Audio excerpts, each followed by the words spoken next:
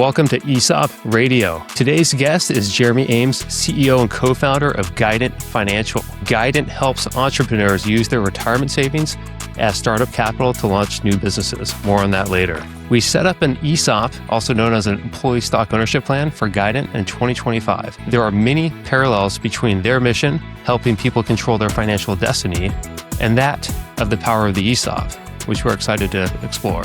I'm Trevor Gilmore, CEO of Menke. Jeremy, welcome. Yeah, thanks, Trevor. Glad to be here. Let's dive in. So let's start at the beginning. What is Guidant Financial, and what problem were you originally trying to solve when you launched the company back in 2003? Yeah, so the thing that we do today is we help people use retirement funds to buy and start small businesses. And then we support those businesses through the life cycle of their companies. Originally, when we started the company, what we were helping people do was use retirement funds to invest in a number of different alternative assets. And, the largest part of our business came to be this part that was helping people take those funds and invest where their retirement plans became owners in their underlying company, which you might know something about because you set up ESOPs all around the country. We do this for sort of small business owners. And that came to be the thing we were most passionate about. And so in 2013, we split that other part of the business off and really doubled down and focused on this core demographics. That's what we do. We've helped launch 35,000 businesses over 23 years. That's a number we're really proud of, and we keep doing it. It's what gets us out of bed in the morning. Awesome. So 35,000 plus people you've helped launch their own businesses using the rollover strategy, also known as ROBS or ROBS.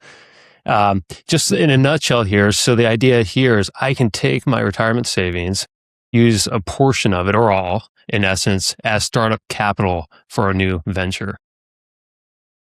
Yeah, what you can think of it is instead of investing your retirement plan in Microsoft or Tesla or NVIDIA, you can invest it in stock of Trevor Gilmore, Inc. if you meet certain requirements and certain structural things. And that's what we do. That's what we get paid for. We set those plans up and then we administer them on an annual basis to make sure they're compliant when they're set up and compliant every year that someone's operating them. But essentially, your retirement plan becomes a shareholder, becomes an investor in your business. And so it gets to benefit from the long-term value of that company, right? Whether that's cash going back to the shareholders, of which it would be one, or whether it's, hey, when you sell your company, now a big chunk of change goes back in the form of equity into this tax-deferred account that then, hopefully continues to grow until you need it. Exactly. So basically you're deferring taxes, you have access to capital. So it's one way, hey, instead of going out and getting an SBA loan or some sort of high interest loan to start this business, you can use your own capital.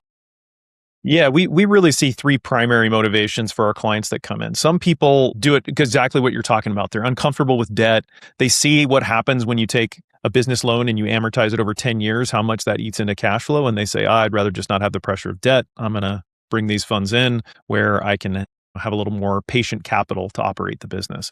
We also see people who use it, who bring it in as part of a larger leverage transaction. So, a lot of people, what holds them back is they've got these golden handcuffs. They make great money in these really advanced roles. And so the idea of starting a company where they're going to have one employee and they're going to be doing these things that aren't, their natural skill set, they'd rather buy a company that already has 25 employees and is doing a couple million in revenue, and they can walk into something where they can leverage those natural skills. And, this can be used to bring that capital to bear for your down payment. And then the third reason we see is people who just desire to maintain control, right? So they don't want to have the complexities of raising money from friends and families. They don't want the conflicting agendas potentially of investors. And so it allows them to maintain control in a way where they get to decide. I mean, a lot of people are leaving their corporate roles because they're just fed up with not feeling like they have some level of control over their financial future and what they get to work on. Control your destiny. That's a huge part of what we sell as well on the ESOP side is, hey, here's a vehicle that lets you achieve your future dreams, right? Freedom, choose your own exit. Yeah, for sure. Yeah. So just out of curiosity here, what would you say the percentages of people who use your strategy for completely startup brand new, like launching a startup, versus buying an existing cash flowing business that's for sale? Yeah, these aren't going to perfectly line up, but it's about a third. So about a third doing startups, about a third that are doing some kind of franchise business, and about a third that are doing acquisitions. That's great. And have you seen any successful exits over the past, 23 years in business, or someone who's used your strategy and then scaled it up and then? Hundreds. Yeah, for sure. It happens all the time. Excellent. And that's obviously a nice return for their 401k. Yeah, I mean, as you can imagine, it varies significantly. Some have giant returns, some have okay returns. Some people get back a little less than they started with. I mean, it just depends on how the business operates, right? And how they've sort of strategically managed that over time. But we've had some clients with some really big wins. That's awesome. Okay, so that original idea of Guidant and how you're helping entrepreneurs achieve their dreams here, launching businesses, buying existing cash flow businesses, what have you, that's obviously core to your brand. At what point did you start thinking about ownership internally for your own employees? Because you started the company, with a business partner or two, and then you basically held ownership, and you've been at this for quite some time, built up a pretty large team, as we just mentioned, as we talked a second ago, international team now. What does that look like for the future? Yeah. Ownership transition. And why? Yeah. So I have a primary co-founder that we started the business with, and then we've got a few smaller shareholders that have been around for a long, long time. For us, we had a stock option and then a SARS plan for a long, long time. And what I would say about those two things is that was our intent to create some opportunity for team members. And we fluctuated over the years between just giving those to people in management roles versus giving grants out to everyone. And what we found is we spent a ton of time and money and energy for something that people didn't really value because there's really no market for it. It's like a lottery ticket that says maybe you'll get something if we decide to sell within this window of time that it hasn't expired and you're still here. And yet it was a giant headache. And so I knew it was something I wanted to get rid of. And for me, the real breakthrough, I think I was listening to this podcast where somebody was talking about a biography written about Les Schwab. And Les Schwab, if you've heard his story, he's got this, he built a multi-billion-dollar tire company, but really the foundation of what he did was he created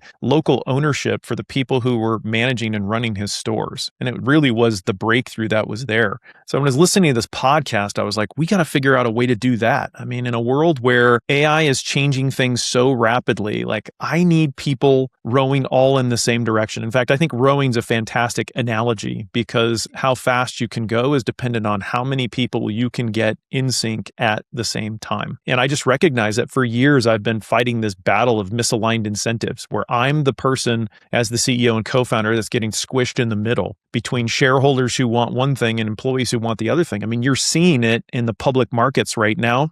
I know Block did this just a little while. They laid off half their team and they said it was for AI and their stock went up 24% the next day, right?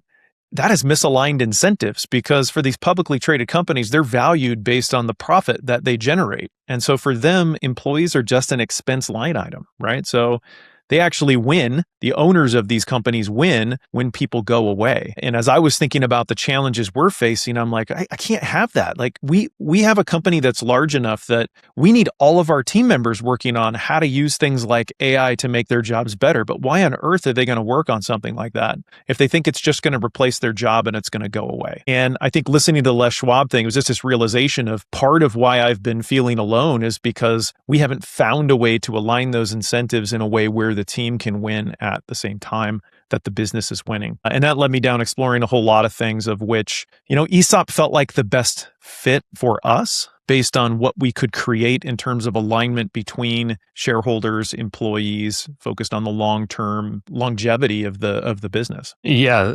your AI commentary, that is super interesting and obviously timely here. So I always think, hey, AI is a tool, right? But having ownership, having skin in the game in your business, you're probably going to adopt AI in a very smart way over time. Right? Employees will be like, hey, how can I be more efficient, more profitable? But employees, especially for a business like yours, business like ours, employees are always needed because we solve a human problem, in my opinion. For sure. Now, what I know is going to happen is that things are going to change, right? There's still going to be work to be done, but the work that needs to be done is going to shift in the same way that it shifted when SaaS software came online, in the same way it shifted when the internet hit and people could access certain resources that way. So we need people that can adapt. Right? I need people who want to think like owners. I mean, the very thing that's driving the success of our business is that the rewards for ownership are becoming greater and greater over time. And the rewards for renting your labor are becoming deflated more and more over time. And so for me, part of going down this path of an ESOP wasn't just about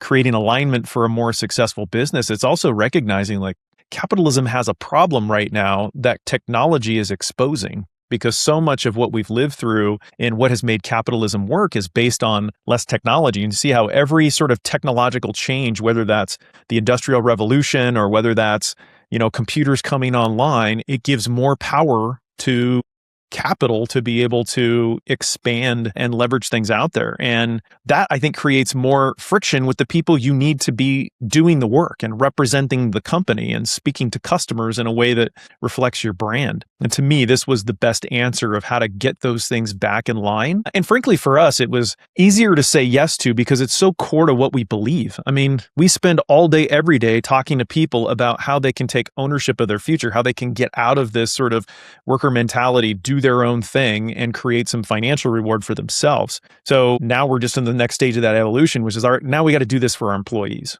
Now we got to teach them how they can be owners. We got to give them the incentives where they can build some wealth over time that can be game changing. Yeah, and you look back over the numerous years you've been running Guidant. I'm sure you had interest from various parties to acquire you, whether it's private equity, strategic, and so on. Did you ever seriously entertain any such offers? And then next, obviously you're well aware of the ESOP, and decided, hey, let's go down this path. But how did that play in terms of your long-term vision for Guidant and your own personal plan as well? You're thinking ahead here, we're doing this ESOP and over time it'll start buying more and more stock of Guidant, but that's a long run. So yeah. Curious about your long-term vision there and comparing to different opportunities you might have seen in the past. Yeah, I mean, it's become more relevant for me as the CEO of this company because I have some investors who have been in this for 20 plus years, right? And I have a co-founder who worked with me for many, many years, but for a handful of years has been off running another company, right? And so there's been more and more pressure like, hey, where's the opportunity for us as shareholders rather than just, hey, this business that's operating going forward. So I knew I had to find a path for that. We've certainly, over the years done a dance here or there with some people that have reached out to us, but nothing has ever come together. And I think part of it is because, our business is so unique and different that we're not an ideal sort of roll up. Nobody's calling us because they're like, oh, we're rolling up accounting practices. And so we should just roll up Guidant as part of this, or dental offices, or whatever the thing is, right? We don't fit these perfectly defined boxes. And so when you think about us going out to market, if we were to go out to market, we're looking at probably something like private equity or maybe a family office. And that kind of gives me a little bit of hives because I've been in the entrepreneurs organization for 20 plus years. I've seen plenty of people who have sold their businesses, and I haven't seen a lot of great experiences that people have had going down the PE side. Usually it's one of two paths. One is, the PE firm takes over and then they just start squeezing as much cash out of the business as possible. And then you have a business owner going, well, why didn't I do this? Right? I could have done this myself. And then I'd be taking all this cash in. Or another is they get rolled into some type of, broader business strategy that someone's trying to operate. And all of a sudden now they lose this ability to be the vision driver for their company, right? And now they're having to spend so much of their time just producing reports to go back to these private equity companies instead of working on like, what do our customers need next? And what do our employees need to keep expanding and growing? And so if I'm being honest, when I think about those paths, I don't have any personal interest. Like if that was the right thing for the company, then I'm probably not the right CEO to manage through that process. But an ESOP, that's 100% aligned with how I think and what I get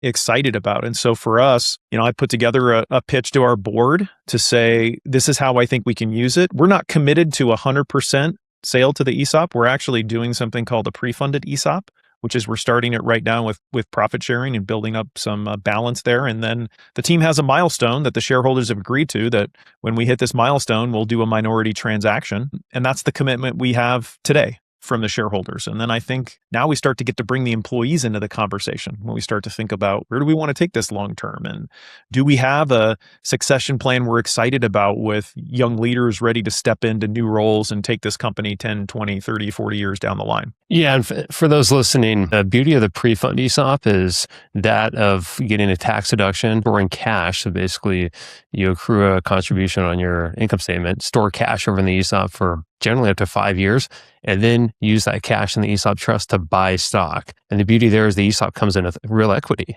You don't necessarily need to introduce leverage. You can, more on that later, a whole other topic there. But the idea here is store cash, get the deduction, and then use that cash to buy stock. And in Jeremy's situation, it's probably going to be something less than 50%, something like that, TBD, a bit very flexible there. Yeah. And the other thing you didn't point out is, what makes the cost of managing an ESOP go up is the stock ownership in the plan. And so what we've created is a 2-stage path which says we'll take on those costs when it makes sense because we're ready to do a sizable enough transaction that it's going to be worth spending the money to put that in place for the team and for the company. That's right. Yeah. Once the ESOP owns stock, you do have the annual valuation requirement. While it has cash, no annual valuation requirement there. Jeremy, how did your employees react to the news of the ESOP formation and the fact that they will become employee owners of Guidant? I think there's people on a spectrum. I think there are some people in our company that are super excited about it. It's really motivating for them to think about how this could come together.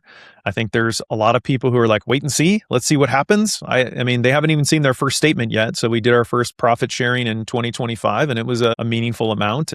Hopefully they'll be getting those statements soon and be able to see that. We've already told them sort of approximately what the amount is, but I think it's different when you've got the thud factor of going like, hey, I've got that much money and it's an account in my name. And then I think we probably have some people who just don't quite get it yet because, I never assumed that we were going to go down the path and we were going to set up this ESOP and it was going to be magical. All of a sudden, everyone's going to be rowing in the same time in the same direction. So this is just part of a long-term evolution for us. We've also been investing pretty heavily in how we start to shift our culture, how we evolve from the way that, the management system that we have for the company to something that's more inclusive, that gives more ownership to people, that provides more transparency, that expects more of people that are in these roles. And we're super deep into it right now in terms of having rolled out and continuing to roll out various aspects of that. Do you think the ESOP will lend credibility as well, especially to your sales team?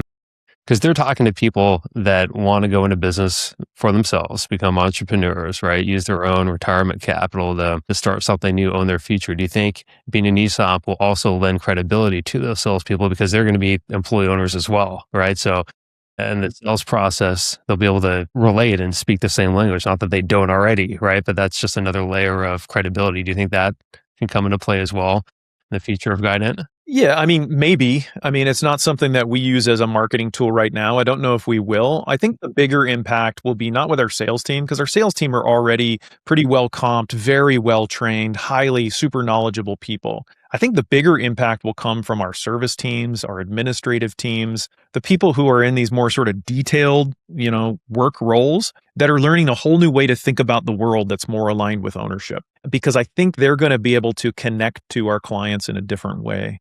And one of our principles when it comes to our customer values is to help them see around corners. And it's just a recognition of, hey, we do this all day, every day. So we see problems long before they happen. And our job is to help our clients see those so they know how the decisions they're making today are impacting what's going to be possible in the future. And that's the part really I'm most excited about, is when you have owners serving owners, right? People who get it, who can hear what a business owner is saying and read between the lines, not of the question they're being asked, but what the person is really trying to solve, so that then they can go help them figure out how to solve that underlying problem, not the thing that they think they're asking for that might solve it, that we all know is just going to create more issues. I always give the analogy when I do employee rollouts for clients. No one washes a rental car, right? And that same analogy is true with employees, right? Are you a hired hand? Are you an engaged employee owner? It takes time, as you commented earlier. It takes time to get those statements behind you, show the power of the ESOP, and so on. But it sounds like you built the culture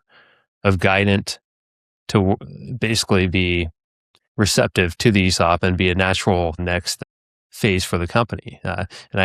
Culture is a huge component. It's so hard to change, but you've built this ownership culture already at the company. So that should make the ESOP a success. Yeah, I feel like we have a long way to go. There's certainly aspects where I could point to that say, yeah, absolutely, all those things you're saying are true. But there's meaningful work that needs to be done. I don't think we have a school system, a training system in general that teaches people how to think like an owner, that teaches people how to problem solve in a way that is bigger than their role and their department. And, that is a shift we are in the midst of doing with our team. And I think will be ongoing for years and years and years, because at the end of the day, more than 80% of our expenses are labor. It's people.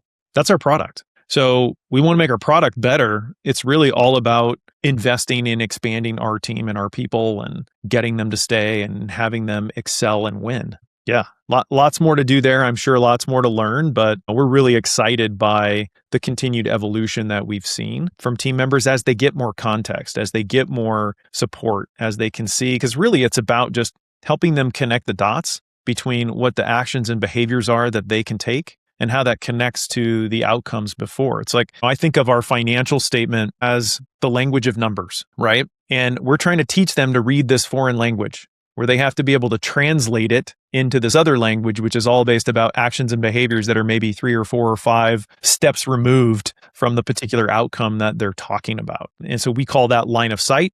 And that's something we're working heavily on right now with our teams, helping them understand those connections. Let's talk about great game of business. So great game of business, one of the core features or core tenets, I should say, is open book management. Is that something you plan to adopt at Guidant, or have you already? Yeah, again, I see this more as an evolution because we've evolved over the years to have larger and larger groups of people within the company being exposed to key data. I think what GGOB gives us is a framework specifically around the financials. And to me, the most eye-opening part of working within their framework has been this concept of forward forecasting. It's you're putting everyone in the organization in this position of, hey, we're going to do our best to try and predict what we believe is going to happen. And what you find when you start going down that path is that you may look at your labor line item and you go, well, how do I know what my labor is going to be? All of a sudden now you have to break it down and you realize, oh, there are 6 variables that make this number go up or down in a month. And it's overtime from this department, and it is how many holidays are happening from people in these various countries, and it's related to how many business days are in, whatever the variables are. Like, you have to figure out what those are. And then figure out, how do you know how we're doing on those in advance? And what it's doing is flipping people from this sort of reactive mindset of, we look at something 30 days after it happens and then decide what to do, to we're projecting what's going to happen 30 days from now and deciding what to do. Well, that's a 60-day difference in terms of the perspective of where we're operating from. Yeah, great stuff. And as you look forward, when the ESOP actually owns stock, the employees are going to see a statement once a year, right? That's all they're going to see, a statement once a year, what that value is. It can be a bit of a lag, right? Because if I'm an engaged employee owner today, make tweaks, that maybe decrease expenses, over the long term, maybe 1-2% a year, I'll really see that being reflected probably in my next year's statement. So in that meantime, though, great game of business. You have that framework in place, ongoing communication dialogue to show them, hey, here's the more real-time tweaks and real-time results of those tweaks versus the ESOP, it's going to be kind of just a once-a-year static valuation. And that's, the private company, that's what you see is annual valuations, right? And so on. So I like that combination that you have. Great game of business for day-to-day ops. ESOP ownership is going to show them, snapshot, last business day of the year, what that value is. And over time, they will see the results of their efforts there. Yeah, and how we're managing that with Great Game of Business, I mean, you know this well, but when it comes to the valuation of a company, our business is pretty easy to understand. It's going to be based off the profit that's generated from the business, right? When the profit goes up, the value of the business is going to go up. And so we spend a lot of time thinking about what is that number that aligns the things that we need to work on as a team when we think about, the direction that we want everyone to row. And so we invented our own metric, Trevor, and it's called ARP, Additional Annual Recurring Profit.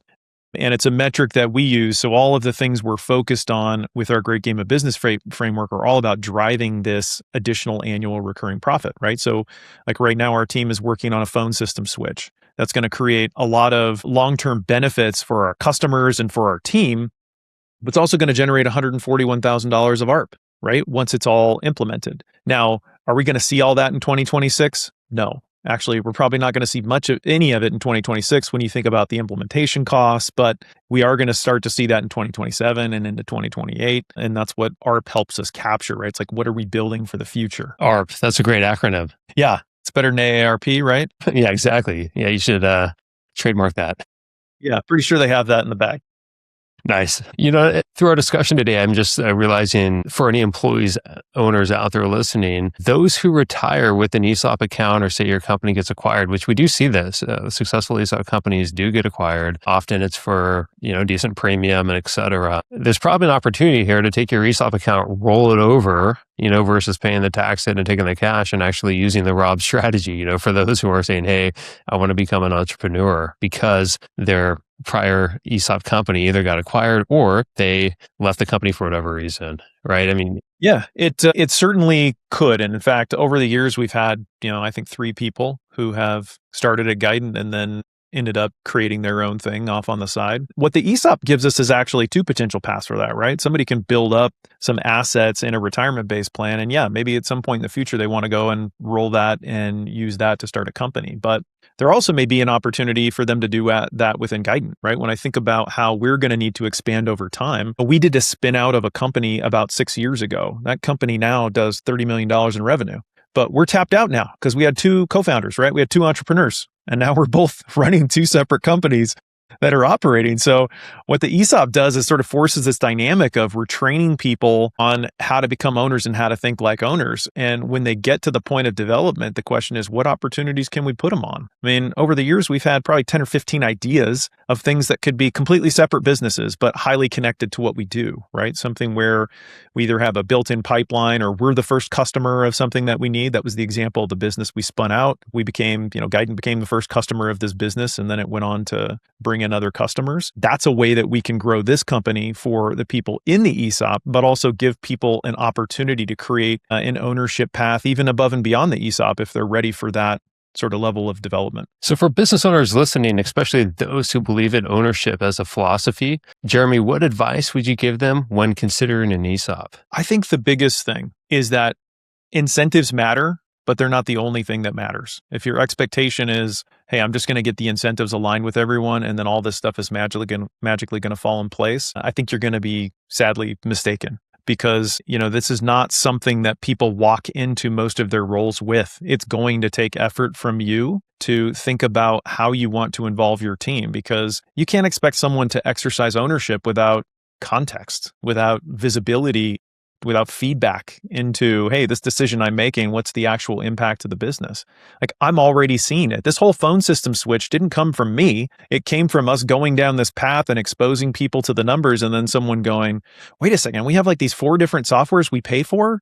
Like, what if we could find one software that does all of this? That's what's happening, right? It's that we're taking, we've taken all these things that we've aggregated over time, and we're, somebody's doing the work to combine these into one software that's going to give us a better overall solution at a better cost when you look at it in aggregate. And that didn't come from top down, Jeremy saying, hey guys, here I think's an opportunity. So I'm seeing it as people get more exposure to the numbers and understand what's behind it. They're learning the business. And, we get to see this on a small business owner scale as well, because we're helping people start companies. And one of the biggest risks I see with people when they start these small businesses is, how much time do you have to learn the business? Because every business is different. I don't care how smart you are. It's going to take you time to figure out, like, what is the secret sauce in this business? What is the marketing that makes sense versus the marketing that's just a waste of money?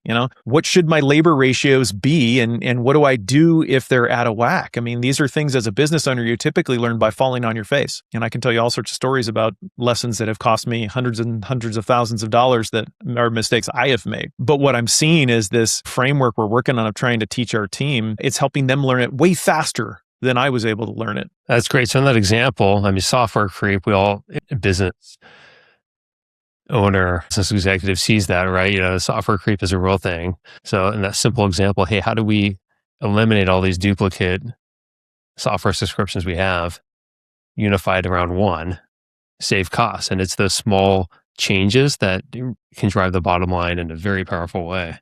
Yeah, and then they just start stacking up on each other. Yeah, so that thinking, exactly. And that's, once you see that thinking start to take hold, it's the aha moment as a leader. You're like, okay, This is awesome. 100%. What if we had 275 people all doing this? Exactly. What could we accomplish? It's not you top down sending an email saying, hey, everyone, find a way to save, whatever it is, $500 from each of your spend, or whatever. It's motivated people thinking like owners, figuring out, hey, how can I help the company be more efficient? And not only that, Trevor, yes, it's going to turn into, ARP is going to turn into profit for the business, is going to create more value for the business. But also the person who's driving this project and the team of people that she's working with, like, it's confidence building for them. They have gone out, they've seen a problem, they figured out a different way to solve it. Like, that's how you grow leaders in a company. And that's what we need more of, especially when you think about AI coming online, right? It's going to get rid of most of those jobs where it's just like pushing one line of code or data into one other place. So the question is, what are you going to have people do? Well, you need people that are out there creating value, that are solving real problems, that are working with your customers to help them get what they really need and understand what the next thing is that they need. Yeah, this is all music to my ears. Awesome stuff, Jeremy. Hey, thanks again for your time. Any parting words of wisdom to our listeners? I mean, get started. I'm a big fan of the Great Game of Business framework. If you want to check something out, I'm a big believer in business that when you're doing something for the first time, starting from scratch is a really painful, expensive, long process. It doesn't mean that Great Game of Business is a perfect fit for everyone for all time, but we had the same experience with EOS, the Entrepreneurial Operating System, where we brought that into the business. And then as we got experience with it, we started to evolve it to be our own thing that worked better for our company. And I feel the same about this when it comes to the idea of evolving to a culture of ownership, because EOS is designed to operate a smaller business, right? But when you're talking about one where you want employee owners, like, you need a different structure than EOS. You can't run EOS with 275 people. It just doesn't work. So you scale out, basically. You're at the point where, hey, because we have a lot of clients running EOS, but they're the smaller end, like 100, 150 employees in that range. I would consider GGOB for that is just to say, I see it as an evolution of EOS from a sort of, EOS is like how you take your management team and create an operating system based on them. And that was good for us. It helped us be way more efficient. But GGOB is different. Now it's like, how do you take that out to the broader team and disperse ownership and accountability even more broadly within the company? And I think it's a great thing to pair with. I wish there were actually more frameworks out there like that, because with EOS, there's a ton of other frameworks that people have come up with for how to manage your business, everything from Rockefeller habits to, things like that. But they'll be coming. I suspect this is a shift that's going to gain more and more ground, because just politically, you're seeing this significant gap between the haves and the have-nots. We've got to create a better way for people to participate in the economic gains they're creating. And I love doing it without it being a handout, because the ESOP isn't a handout. Right? It's not a here's free money. It's like, if we don't create the value, then the value isn't there for you. So we got to all get on the same page about driving it together. Exactly. That's an excellent point. And I tell that to skeptical prospects all the time. Well, that sounds like a free handout. It's like, no. A free handout is if you're keeping people employed who shouldn't be, and then they get, ESOP allocations and so on. That's what a free handout is. But you have an engaged employee.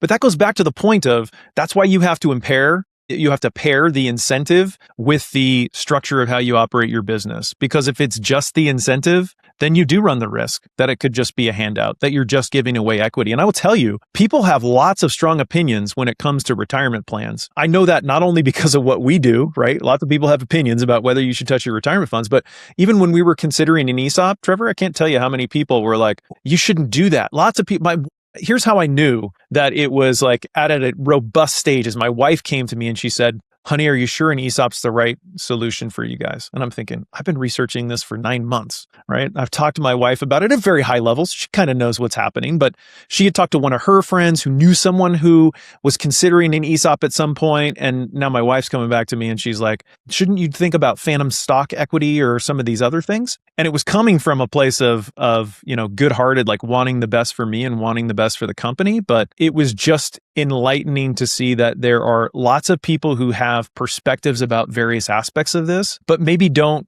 have all the context for how it operates or how it can operate. Because as you know, Trevor, even the way that we're implementing these ESOP is very different than how probably most people implement an ESOP. So there's always lots of confusion when I talk to people about it, because they're thinking like, you've already given away equity in your company. And I'm like, no, that's not what we did. Exactly. We're doing profit sharing, but there's actually a milestone that our team has to hit. So there's no guarantee that we're getting to this minority transaction. We have to earn it. That's what the shareholders have committed to. And the shareholders are committing to this because they know when they sell to an ESOP, it's going to be of a valuation potentially than selling to a private equity group or something, but something that comes with some built-in tax benefits. And my whole pitch to the shareholders, to the board was, listen, profit sharing here, if we do a 20% profit share, the real cost to you as shareholders is maybe 12%, 12.5%. So my bet is that we can grow the business more than that. And that at the end of the day, you're going to win-win on this because what we're putting in place is going to help this business grow more. And so the value of what you're going to get, your piece of the pie is going to be a little bit less, but it's going to be a much bigger pie. Exactly. The sweat equity component, that should definitely pay off, because you're building the building blocks here for that future of Guidant. And these small tweaks you talked about, the employees who are managing the software spend, being more efficient, so on, all that is going to translate to ROI. Yeah. One thing I'm seeing it. The ESOP, I think as an industry as a whole, we do a pretty poor job at showing all the options, like the option that you're doing, the pre-fund. We do that. A lot of other firms aren't doing that. The big focus is selling 100% to the ESOP, like all or nothing. And it's like, that works for some companies, not all. ESOP is a very flexible tool. Yeah. And, we know because we work in retirement plans all day and there's still a learning curve trying to figure out how all the various aspects of it work. Exactly. All that ERISA code out there, right? Yeah. Jeremy, how can people find you? If they want to find me personally, you can find me on LinkedIn. You're welcome to DM me. I'm happy to be supportive of any way I can, especially if somebody's considering something around the employee ownership. This happens to be something that's kind of near and dear to my heart. I think we need an ownership revolution in our country where more people are given the tools and the ability to pursue ownership and show you what they can do. More people invested in our economy and what they're trying to create. And so if I can be helpful, send me a message. And if you want to check out our company, we're just guidantfinancial.com. You can learn more about what we do. We've got tons of educational materials if starting a business is ever something on your mind. Thanks again, Jeremy, for joining us today. And thanks everyone for listening to ESOP Radio. Check us out on LinkedIn, Menke Group, ESOP Radio, myself, Trevor Gilmore, CEO of Menke. Also check out our Spotify, YouTube, and Apple channels. Website, menke.com, has a lot more information on ESOPs. Have an awesome day, everyone. Take care.